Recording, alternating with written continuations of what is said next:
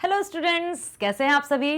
मैं लाली वर्मा आप सभी विद्यार्थियों का मैग्नेट ब्रेन्स हिंदी मीडियम में बहुत बहुत स्वागत करती हूं और हर बार की तरह ये आशा भी करती हूं कि आप सभी होंगे स्वस्थ, खुश और प्रसन्न।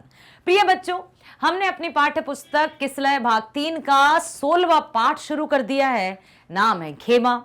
आशा करती हूं आप सभी ने प्रीवियस वीडियो जरूर देखा होगा। देखा है? यदि नहीं देखा तो देखिए जरूर, उसके बाद ही आप ये वाला वीडियो देखिए, क्योंकि इसमें हम करेंगे प्रश्नोत्तर। और प्रश्नोत्तरों को करने से पहले हमें कहानी का पता होना चाहिए। हमें पता होना चाहिए कि आखिर क्या है, कैसे हम प्रश्नों के उत्तर देंगे यदि हमें पता ही नहीं होगा कि कहानी क्या है, कथा क्या है, आखिर माजरा क्या है। सब कुछ पता होना चाहिए। तो ये सब हम हर एक पाठ के प्रश्नोत्तर, पाठ का सार, फिर हम चलते हैं बहुविकल्पीय प्रश्नों की ओर, कंप्लीट चैप्टर रिवीजन की ओर, मैग्नेट ब्रेन्स के माध्यम से, जो कक्षा 7वीं से 12वीं तक की online school education 100% free provide करता है। इसलिए आपको हमारे साथ बने रहना है। आइए शुरू करते हैं पहला प्रश्न और देखते हैं कि पहले प्रश्न में आखिर क्या पूछा गया है। जिसने प्रीवियस वीडियो देखा है वो बहुत अच्छे से उत्तर दे सकते हैं। हाँ, तो पाठ से में पहला प्रश्न है, खेमा कसारा के होटल पर काम क्यों करता था। काम तो करता था, लेकिन क्यों करता था। उत्तर यहां से मत पढ़िएगा, बताइए मुझे क्यों करता था। अच्छा, एक और बात बताइए, खेमा कितने वर्ष का लड़का था। हाँ, और उसकी कद काठी कैसी थी। तो यदि हम बात करें, खेमा कितने वर्ष का था? 8-9 वर्ष का। 8-9 वर्ष का। और कद कितना था उसका? लगभग 3 फुट। ठीक है, 3 फुट। 3 फीट। 3। ठीक है। और क्या था? गेहुआ रंग रूप कैसा था? रंग रूप, गेहुआ रंग, गेहुआ जानते हो ना, ज्यादा गोरा और ना ही सांवला, तो गेहुआ। अब बताइए कि वो होटल पर काम क्यों करता था। क्या उसको शौक था? क्या उसको मजा आता था? नहीं। क्या हुआ था फिर? खेमा के माता पिता बहुत गरीब थे, तो इसको हम क्या कहेंगे? अत्यंत गरीब थे। बच्चों का पालन पोषण करने की भी उनकी क्षमता नहीं थी। 4 बच्चे थे उनके, जिनमें से खेमा सबसे छोटा बच्चा था, और उन्होंने सभी बच्चों को बेच दिया था ताकि उनका गुजारा चल सके। खेमा को भी एक होटल के मालिक कसारा द्वारा खरीदा गया और खेमा वहां जाकर चाय देने का, ये जो गिलास साफ सफाई करने का काम करने लगा। वहां काम करता, 2 वक्त की रोटी मिलती और वहीं सो जाता था। उसकी मजबूरी थी, शौक नहीं था। खेमा एक गरीब बाप का बेटा था। बाप अपने 4 बच्चों को भरण पोषण के भार से बचने के लिए बेच दिया था। बाप ने अपने 4 बच्चों को भरण पोषण के भार से बचने के लिए बेच दिया था। खेमा को कसारा ने खरीद लिया था, इसलिए खेमा कसारा के होटल में काम करता था। आप इस तरह से उत्तर लिख लीजिएगा, साधारण और सहज भाषा में, तो उत्तर भी पूरा होगा, आपको अंक भी सही मिलेंगे। और ऐसा भी नहीं है कि भाई कैसे शब्द हैं, कठिन से शब्द हो। ठीक है। अगला है, खेमा द्वारा चप्पल की मांग करने पर कसारा ने बेरुखी क्यों दिखाई। बताओ, क्यों बेरुखी दिखाई? क्या वो चप्पल नहीं खरीद सकता था एक छोटे से बच्चे के लिए? क्या उसके पास इतने पैसे नहीं थे? क्या खेमा इतना काम नहीं करता था कि उसके पैरों में चप्पल आ सके? बेचारा तपती दोपहरी में, जब धरती जैसे आग उगल रही होती है, उस समय भी वो जाता, कहीं ऑर्डर लेकर आता, तो जनरल स्टोर से, तो कहीं पान वाले की गुमटी से कि जाओ कितना चाहिए, कितना चाय देना है, डायरी लेकर जाता। लेकिन उसके पांव नंगे, जलते भुनते। जब एक बार उसने कहा कि मालिक बहुत जलते हैं पांव, मुझे चप्पल ला दो ना, तो कसारा ने कितनी बेरहमी से, कितनी बेदर्दी और बेझिड़क कर कहा था उससे, चप्पल चप्पल चाहिए, सिर पर मारूंगा अभी चप्पल। छोटा सा बच्चा डरा सहमा सा फिर काम में लग जाता और बार बार जब भी वो गिलास विलास धोता अपने पांव पर पानी डालता रहता था। कैसा होगा उनका जीवन, कैसे जीते हैं वो जीवन, ये गरीबी भी क्या है। इसलिए बच्चों, मैं आपसे पुनः यही कहूंगी कि शिक्षा एक ऐसा माध्यम है जो हमें सफलता तो दिलाता ही है, साथ ही साथ समाज में सम्मान पूर्वक जीना भी सिखाता है। इसलिए कभी भी शिक्षा से मुंह मत मोड़ना। एक शिक्षित व्यक्ति समाज में सफलता प्राप्त करने के साथ साथ सम्मान भी पाता है और अपने परिवार, अपने समाज और अपने देश के लिए विकास में सहयोग भी देता है। और magnet brains free online best education provide करके हर तरफ पूरी दुनिया में शिक्षा का प्रसार कर रहा है, वो भी बिना किसी पेड सब्सक्रिप्शन के। तो आपको अधिक से अधिक अपने ये लिंक है अपने फ्रेंड्स को भेजना है ताकि सबको पता चल सके कि फ्री पढ़ाई होती है। एक एक पाठ, एक एक प्रश्न, एक एक कहानी की पंक्ति को बहुत अच्छे से समझाया जाता है ताकि आप सभी जहां भी हैं वहां पर हर एक विषय की शिक्षा प्राप्त कर सकें और अपने पांवों पर खड़े होकर लक्ष्य प्राप्त कर सकें। इसलिए ज्यादा से ज्यादा लिंक शेयर जरूर करना। खेमा द्वारा चप्पल की मांग करने पर कसारा ने बेरुखी क्यों दिखाई? मेरे पैर जलते हैं, चप्पल ला दो काका। ये किसने कहा था? खेमा ने। यह कहते हुए खेमा ने जब चप्पल की मांग की तो कसारा ने जवाब देते हुए कहा, अभी रख दूंगा चप्पलें सिर पर, चल अपना काम कर। बड़ा आया चप्पल पहनने वाला। यह सुनकर खेमा निराश हो गया था। क्या करें? खेमा द्वारा चप्पल की मांग करने पर कसारा ने बेरुखी क्यों दिखाई? क्योंकि वो किसी भी तरह से उस पर कोई भी खर्च करना नहीं चाहता था। वो उसके माँ बाप को पैसे दे चुका था उसको यूज करने के लिए, उसका उपयोग करने के लिए। अब उसको कैसे रखना है वो जाने। उसके मन में कोई रहम नहीं था, कोई दया नहीं थी, कोई ममता नहीं थी खेमा के प्रति। इसलिए झिड़क कर कह दिया कि बड़ा आया चप्पल पहनने वाला। अगला है, अपने पैरों पर पानी गिराने से खेमा को तसल्ली क्यों मिलती थी? यदि मैं पूछूं कि अक्सर सर्दियों में बच्चे नहाने से बड़े कतराते हैं, नहीं नहाना नहीं नहाना, और गर्मी में 2-3 बार भी नहा लेते हैं। क्यों? ऐसा क्यों? क्योंकि उन्हें ठंडक मिलती है, अच्छा लगता है, सुकून मिलता है। खेमा के पांव में पहनने के लिए चप्पल तक नहीं थी, जबकि उसको तपती दोपहरी में कहीं कहीं जाना पड़ता था, कहीं चाय देने जाना पड़ता था तो कहीं ऑर्डर लेने जाना पड़ता था। पांव जलते थे उसके, चप्पल नहीं थी उसके पास। तो जब भी वो गिलास वगैरह धोता तो बार बार अपने पांव में पानी डाल लेता था ताकि पैरों को थोड़ी ठंडक मिले और उसको सुकून। गर्मी का मौसम था, खेमा के खाली पैर जलते थे, नंगे पैर जलते थे। कसारा से चप्पल मांगने पर डांट पड़ी। उसने कहा तो था कि पांव जलते हैं काका, चप्पल ला दो, लेकिन चप्पल के नाम पर उसको कितनी डांट भी पड़ी थी, इसलिए अब उसने कहना ही छोड़ दिया। और अतः खेमा अपने पैर के जलन दूर करने के लिए पानी डालता था अपने पैरों पर। किन परिस्थितियों में खेमा के पिता ने उसे बेच दिया था? क्या खेमा के पिता को या किसी भी पिता को अपने बच्चों को बेचने में आनंद आता है? अरे ये प्रश्न ही गलत है। कोई भी माता पिता अपने बच्चों को कभी नहीं बेच सकते, कभी नहीं बेच सकते।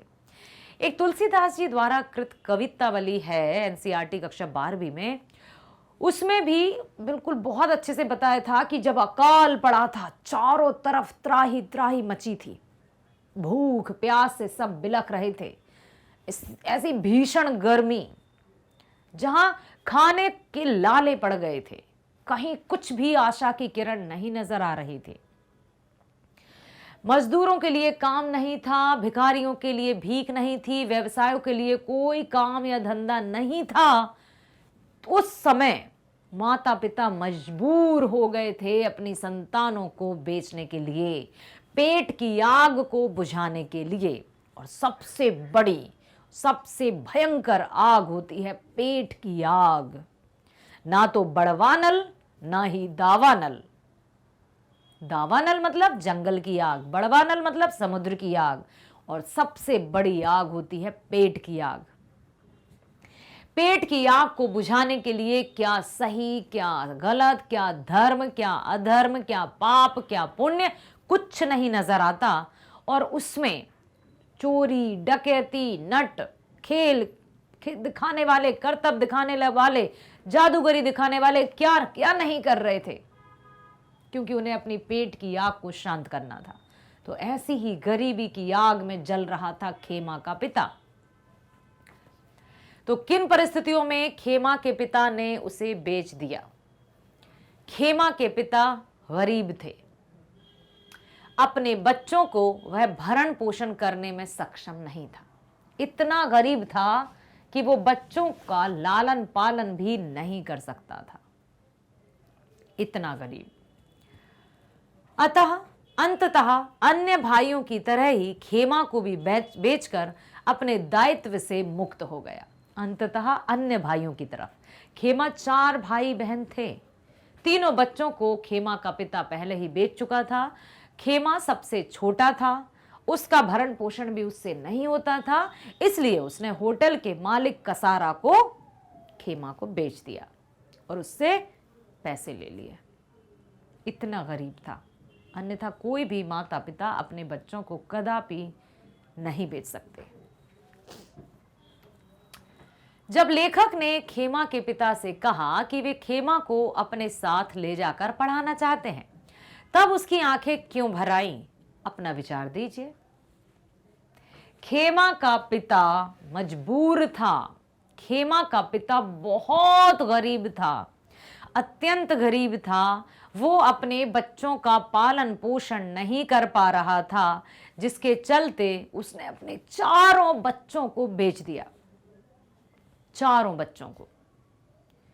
और एक दिन जब एक अध्यापक उसके घर आते हैं और कहते हैं कि मैं आपके खेमा को पढ़ाऊंगा लिखाऊंगा, तो उस पिता की आंखों में आंसू आ गए और उसके अपने बच्चे के प्रति उसके मन में प्रेम उत्पन्न हो गया, अनुराग उत्पन्न हो गया। उसे इतनी खुशी हुई कि वो गदगद हो गया, उसकी आंखें भर आईं कि मेरा बच्चा पढ़ेगा। खुशी के आंसू थे वो। जब लेखक ने खेमा के पिता से कहा कि वे खेमा को अपने साथ ले जाकर पढ़ाना चाहते हैं, तब उसकी आंखें भर आईं। क्यों? क्योंकि उसके मन में अपने संतान के प्रति अनुराग था, प्रेम था। क्यों नहीं होगा? पिता था वो उनका। हर एक पिता का अरमान होता है कि वह पढ़ लिख कर कुछ करेगा, उसका बच्चा पढ़ लिख कर अपने पैरों पर खड़ा होगा, बड़ा आदमी बनेगा। लेकिन वह तो अपने अरमानों का गला घोट चुका था। वह खेमा को चंद रुपए में बेच चुका था। इसी कारण से खेमा के पिता की आंखों में पानी भर आया, आंसू भर आए कि उसे लगा कि मेरा बच्चा पढ़ेगा। हंसी खुशी के साथ वो राजी हो गया, लेकिन उसे डर था। और उसने लेखक के सामने ये बात भी रखी थी ना कि मगर कसारा जो कि होटल का मालिक है, उसने इसके पैसे दिए हैं साहब। तो लेखक ने कहा कि वो मैं देख लूंगा। इतना खुश हुआ कि खुशी के कारण उसकी आंखों से आंसू छलकने लगे। अब है खेमा कहानी पढ़कर आपके दिमाग में कौन कौन से प्रश्न उठ रहे हैं, बताइए। क्या आपके मन में कोई प्रश्न उठ रहे हैं? ये प्रश्न सबसे पहले आया होगा कि कोई संतान को कैसे बेच सकता है, अर्थात कोई माता पिता अपनी संतान को कैसे बेच सकते हैं? यदि भरण पोषण नहीं कर सकते तो पैदा ही क्यों करते हैं? ये भी आता है। यदि मैं बात बता दूं बेटा, पहले जब आज से करीब 50 वर्ष पहले की स्थिति यदि हम देखें, खास तौर से ग्रामीण इलाकों की, तो कोई जब ऐसा नहीं था कि भाई डॉक्टरी इलाज होते हों या कुछ होते हों, तो बच्चे अक्सर 5-5, 10-10, 11-11, 12-12 बच्चे हुआ करते थे। पढ़ा लिखा व्यक्ति था नहीं, सोच समझ थी नहीं, ठीक है, क्या होगा ये सोचते नहीं थे, जो हो रहा है ईश्वर की मर्जी समझकर। तो ये प्रश्न आता है अक्सर कि जब बच्चों का भरण पोषण नहीं कर सकते तो उनको जन्म देने का अधिकार भी नहीं है माता पिता को। लेकिन मजबूरी, मजदूरी और अज्ञानता, अंधविश्वास, इसके चलते ऐसी परिस्थितियां उत्पन्न हो जाती हैं। तो इस कहानी को पढ़कर हमारे दिमाग में अनेक प्रश्न उठ रहे हैं, जैसे मनुष्य अपनी संतान को क्यों बेचता है? क्या कोई माता पिता अपनी संतान को बेच सकते हैं? यदि बेचना ही है तो फिर जन्म क्यों दिया? अनेक तरह के प्रश्न आते हैं। क्या संतान के भरण पोषण के दायित्व से बचना पिता का कर्तव्य है?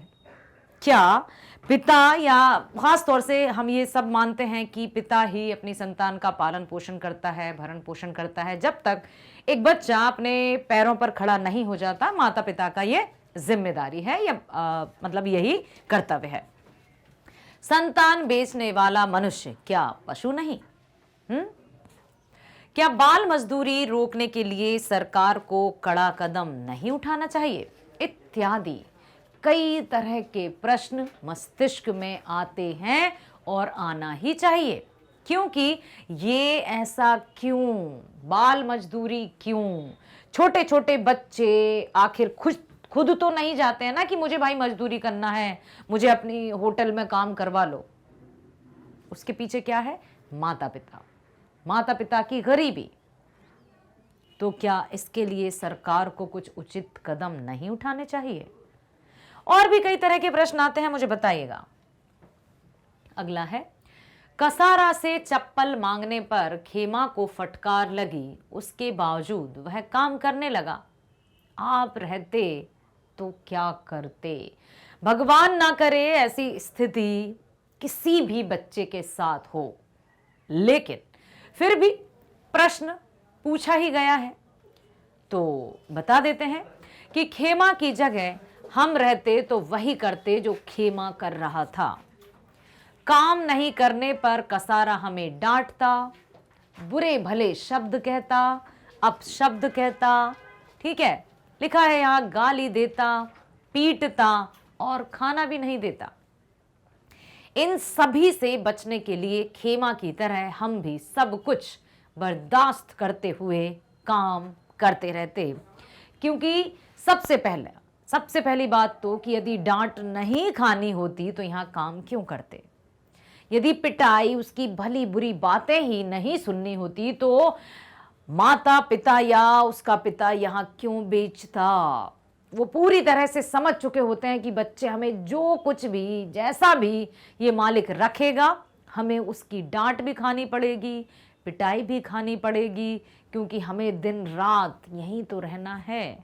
तो वो ना चाहते हुए भी सब कुछ वैसा ही करता। कसारा का होटल छोड़ने के बाद खेमा के जीवन में किस प्रकार का परिवर्तन आया होगा, अपने विचार लिखिए। इतना अच्छा लगा जब लेखक स्वयं खेमा को 2 दिन से देख रहे थे और देखने के बाद उनके मन में ये आया कि क्यों ना मैं ही खेमा को अपने साथ ले जाऊं, इसको पढ़ाऊं लिखाऊं, इसको काबिल इंसान बनाऊं। तो उन्होंने यहाँ वहाँ से छानबीन करके उसके गांव पहुंचे। गांव में उसके घर गए जहां पर उसका गरीब पिता टूटी सी खाट पर लेटा हुआ था, और उनको देख कर ही, आप साहब यहाँ कैसे? जब लेखक ने अपनी मंशा बताई तो उस बूढ़े और गरीब पिता की आंखों में भी आंसू आ गए, क्योंकि वो मजबूर था, मजबूरी में ही उसने अपने बच्चों को बेचा था। और जब लेखक ने अपना परिचय देते हुए कहा कि मैं अध्यापक हूँ और मैं खेमा को पढ़ाना चाहता हूँ, लिखाना चाहता हूँ, खुशी खुशी वो इतना खुश हुआ कि देखिए, यदि कसारा का होटल छोड़ने के बाद खेमा के जीवन में अनेक परिवर्तन आया होगा, बिल्कुल जैसे वह संतुष्ट होगा, वह पढ़ाई पर खूब ध्यान देता होगा, उसके खान पान, रहन सहन, बोली वाणी सब में परिवर्तन आया होगा, उसके हौसले बढ़ गए होंगे, उसमें आत्मविश्वास बढ़ गया होगा, वो नए नए सपने देखने लगा होगा। और उसके मन में ये भी जरूर आया होगा, जिस तरह से वो कसारा की डांट डपट का कोई उत्तर नहीं देता था और उसको पता था कि उसके पिता ने उसको बेच दिया है, तो उसका यही काम है होटल में काम करना। लेकिन अब उस छोटे से बच्चे में इतनी समझ भी थी कि जब लेखक के साथ वो आया तो पूरी जिम्मेदारी ईमानदारी से उसने ये भी निश्चय कर लिया होगा कि मैं बहुत अच्छा पढ़ लिख कर साहब का नाम रोशन करूंगा, अपने पैरों पर अवश्य खड़ा होऊंगा। नए नए सपने, नई नई उम्मीदें, खुशी ने जैसे उसके जीवन में दस्तक दी, बहुत तरह से वो सोचने लगा होगा। बाल मजदूरी की तरह समाज में अन्य कुप्रथाएं भी प्रचलित हैं, उन पर चर्चा कीजिए। बताइए, क्या बाल मजदूरी की तरह और भी कई कुप्रथाएं थी समाज में जो कि अब धीरे धीरे धीरे समाप्त हो रही हैं? पूरी तरह से तो समाप्त नहीं है, आज भी भारत के ऐसे कई इलाके हैं जहां बाल विवाह होते हैं और बाल मजदूरी तो है ही। कहीं भी आप देख लीजिए, छोटे छोटे बच्चे काम करते नजर तो आते ही हैं। और कौन कौन सी थी? बाल मजदूरी की तरह हमारे समाज में कई कुप्रथाएं प्रचलित हैं, जैसे बाल विवाह, जाति प्रथा, विधवा बनकर जीवन बिताना, अर्थात विधवा पुनर्विवाह नहीं था बेटा पहले। फिर दयानंद सरस्वती जी, ईश्वरचंद विद्यासागर जी ऐसे समाज सुधारक आए जिन्होंने बाल विवाह, सती प्रथा पर रोक लगाई और समाज की ये कुप्रथाओं को हटाया। तो बाल विवाह, जाति प्रथा, विधवा बनकर जीवन बिताना आदि सभी कुप्रथाएं हैं। इन सबों पर कानूनी रूप से रोक लगना चाहिए। उपरोक्त कुप्रथाएं समाज, इस तरह की यदि कुप्रथाएं हैं आज भी कई स्थानों पर, तो वहां का जो समाज है वो विकास नहीं कर पा रहा है। ऐसी कुप्रथाएं समाज को विकास करने में सबसे बड़ी बाधा बनती हैं, सबसे बड़ी रुकावट बनती हैं। अगला है, बाल मजदूरी समाप्त करने के लिए सुझाव दीजिए। बाल मजदूरी को कैसे रोका जा सकता है? क्या आपके मस्तिष्क में कोई सुझाव है जिससे बाल मजदूरी रोकी जा सके? शिक्षा सबसे बड़ा उपाय। जब माता पिता शिक्षित होंगे तो वो अपने बच्चों का भरण पोषण सही से कर सकें, ऐसी अपने आप में पहले ही तय कर लेंगे। ठीक है, कम संतान सुखी इंसान, छोटा परिवार सुखी परिवार। ठीक है, हम दो हमारे दो, कई तरह के ये अभियान चलाए गए थे।